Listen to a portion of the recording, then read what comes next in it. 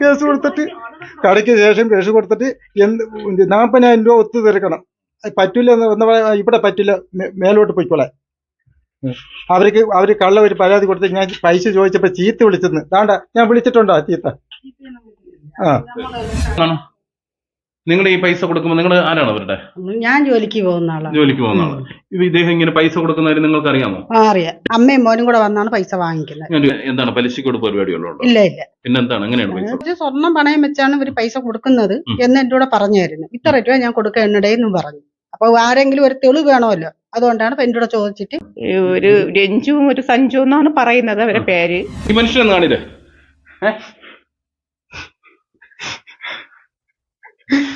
എന്ത് പൈസ മൊത്തം പോയി, എനിക്ക് ജീവിക്കാൻ മാർക്കില്ല, എന്റെ പൈസ മൊത്തം പോയി. ഇതൊക്കെ നമ്മുടെ പ്രേക്ഷകർ കാണണം.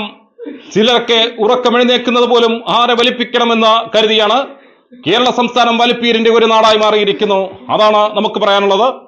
ഈ മനുഷ്യൻ കഴിഞ്ഞ ദിവസങ്ങളിലെല്ലാം അലറി വിളിച്ചുകൊണ്ട് ഞങ്ങൾ മാധ്യമത്തിലേക്ക് വിളിക്കുകയായിരുന്നു.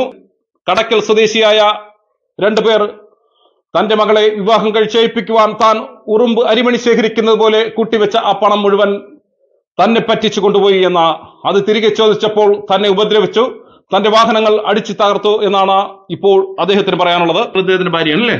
ഭാര്യയാണ്. എന്താണ് സംഭവിച്ചത്? എന്റെ ഭർത്താവിന്റെ ഇങ്ങനെ പൈസ മേടിച്ചു. എങ്ങനെ പൈസ മേടിച്ചു?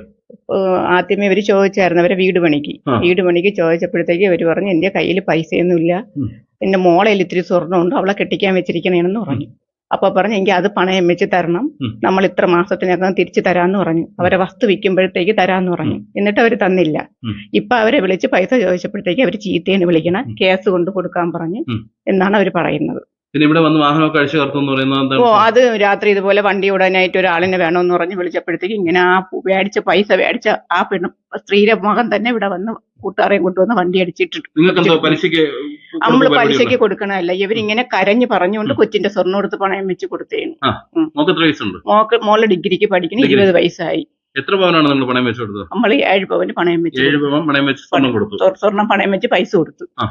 ഈ പൈസ കൊടുത്തതിന്റെ വല്ല രേഖകളുണ്ടോ? രേഖകളുണ്ട്. നിങ്ങൾ അവരെ എഴുതി മേടിച്ചിട്ട് ഇപ്പൊ അവരെന്താ പറയുന്നത്? അവരിപ്പോ പറയുന്നത് കൊണ്ടുപോയി കേസ് കൊടുക്കാനാണ്. എന്നിട്ട് നമ്മൾ കടയ്ക്ക് കൊണ്ടുപോയി കേസ് കൊടുത്ത് അവിടെ ഒന്നും ഒരു ഇതും ഉണ്ടായില്ല.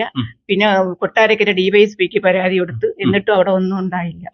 അവരെ ഇതിനൊന്നും ഒരു ഇതായിട്ടൊന്നും പോലീസ് അന്വേഷിക്കുകയോ ഒന്നും അന്വേഷിച്ച കാര്യമായിട്ട് ഇതുവരെ ഒന്നും പറഞ്ഞില്ല.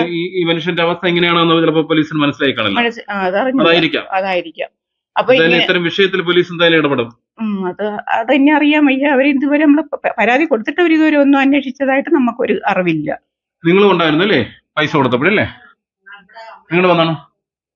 നിങ്ങൾ ഈ പൈസ കൊടുക്കുമ്പോൾ നിങ്ങൾ ആരാണ് അവരുടെ? ഞാൻ ജോലിക്ക് പോകുന്ന ആളാണ്. ജോലിക്ക് പോകുന്ന ആളാണ്. ഇദ്ദേഹം ഇങ്ങനെ പൈസ കൊടുക്കുന്നവര് നിങ്ങൾക്ക് അറിയാമോ? അറിയാം. അമ്മയും മോനും കൂടെ വന്നാണ് പൈസ വാങ്ങിക്കുന്നത്. എന്താണ് പലിശ കൊടുപ്പ് പരിപാടിയുള്ളൂ? ഇല്ല ഇല്ല. പിന്നെന്താണ്? എങ്ങനെയാണ് പൈസ കൊടുക്കുന്നത്? ഇവര് ഇവിടെ വന്ന് എന്റെ കൂടെ അന്ന് ചോദിച്ചു സ്വർണം പണയം വെച്ചാണ് ഇവര് പൈസ കൊടുക്കുന്നത് എന്ന് എന്റെ കൂടെ പറഞ്ഞായിരുന്നു. ഇത്ര രൂപ ഞാൻ കൊടുക്കുക എന്നുടേന്നും പറഞ്ഞു. അപ്പൊ ആരെങ്കിലും ഒരു തെളിവ് വേണമല്ലോ, അതുകൊണ്ടാണ് എന്റെ കൂടെ ചോദിച്ചിട്ട് പറഞ്ഞു.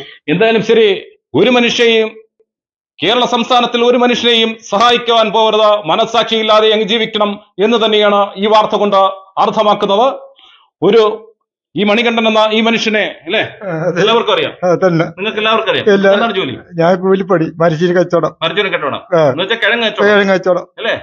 മണികണ്ഠനെ കിഴങ്ങനാക്കിയോ? കിഴങ്ങനാക്കി. എല്ലാരും കിഴങ്ങനാക്കി. എന്റെ പൈസ മൊത്തവും പോയി, എനിക്ക് ജീവിക്കാൻ മാർക്കില്ല, എന്റെ ഒന്നും എല്ലാം പോയി. ഞാൻ കേസ് കൊടുത്തിട്ട് ഒരു തെളിവില്ല. അവർക്ക് വേണ്ടി പറയുന്നത് അങ്ങനെയൊന്നും പറയില്ല. 40 രൂപ മേടിച്ചു തന്നു, 40,000. ബാക്കി പൈസ എന്ത് ചെയ്യും?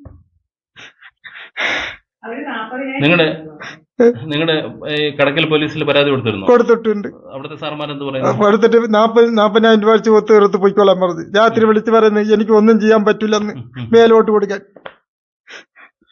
എന്തായാലും ശരി, കേരള സംസ്ഥാനത്തിൽ ജീവിക്കുമ്പോൾ മനസ്സാക്ഷിയില്ലാതെ ജീവിക്കണം, പരസ്പര സഹജീവി സ്നേഹമില്ലാതെ ജീവിക്കണം.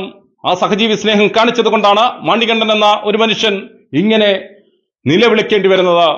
അദ്ദേഹത്തിന്റെ മകളെ വിവാഹം കഴിച്ചേൽപ്പിക്കുവാൻ, പഠിപ്പിക്കുവാൻ, മറ്റ് പല ആവശ്യങ്ങൾക്കും വേണ്ടി ഉറുമ്പ് അരിമണി ശേഖരിക്കുന്നത് പോലെ ശേഖരിച്ചു വെച്ച പണം അല്ലേ?